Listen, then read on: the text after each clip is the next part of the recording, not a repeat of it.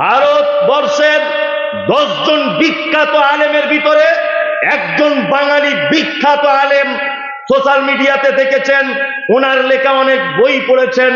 লেখকের নাম আব্দুল হামিদ ফাইজি আল মাদানি, সকলেই নাম জানেন। 200টার কাছাকাছি বই লিখেছেন। কটা? 200টা। আমার গাড়িতে বইটা আছে রাখা। আল্লাহর কসম যদি দেখাতে না পারি তাহলে আমার গাড়িটা 2টো বাঁশ আপনাকে আমি হাতে দেবো, ভাঙচুর করে দিবেন। একটা বই লিখেছেন জানাজা দর্পণ, বেনামাজিদের জানাজা পড়া যাবে কিনা এই বিধান। এই বইয়ের 67 নম্বর পৃষ্ঠায় তিনি উল্লেখ করেছেন, কোন বেনামাজি যদি মারা যায়, উনি বলেছেন, অন্য মুহাদ্দিসদের মতামত নকল করেছেন। উনি বলতে চেয়েছেন যে মুসলমানদের কবরস্থানে পর্যন্ত তাকে দাফন করার ব্যাপারে উলামাদের ভিতরে মতভেদ রয়েছে। কোন কোন ওলামাগণ বলেছেন তাকে মুসলমানদের কবরস্থানে দাফনটুকু করা নিষেধ। 2, আব্দুল হামিদ মাদানি সাহেব বইয়ের ভিতরে লিখছেন, কোন বেনামাজি যদি মারা যায়, সামাজিক পরিস্থিতিতে তার জানাজা পড়া অসুবিধা কিছু নাই, কেউ ইচ্ছা করলে পড়তে পারে, তবে শিক্ষা দেওয়ার জন্য আরেকটা বেনামাজিকে না পড়লেই ভালো। কিছু বুঝলেন?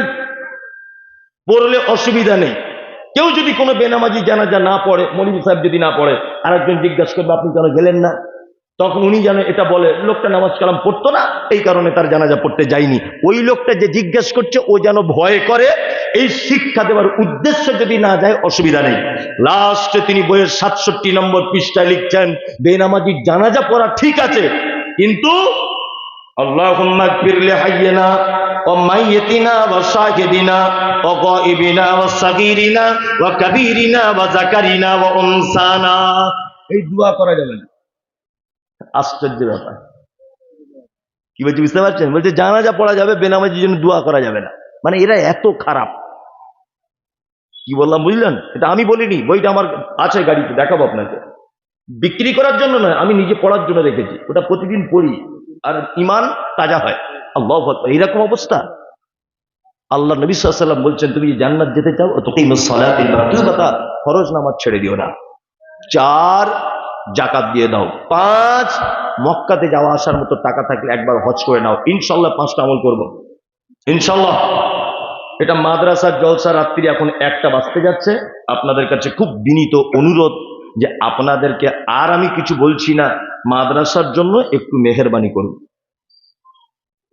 দেন একটু মাদ্রাসার জন্য কিছু সহযোগিতা করুন। শেষ, তাই না? আমার আগেও বক্তার বক্তব্য রেখেছেন, তারাও আদায় করেছেন। তারও আগে রেজাউল ভাই, তিনিও আদায় করেছেন। আপনাদের কাছে আমি আদায় করার জন্য নয়, জাস্ট বললাম যে ইন্নামাল আমালু বিল খাওয়াতিম। নবী সাল্লাল্লাহু আলাইহি ওয়াসাল্লাম বলেছেন, যার শেষ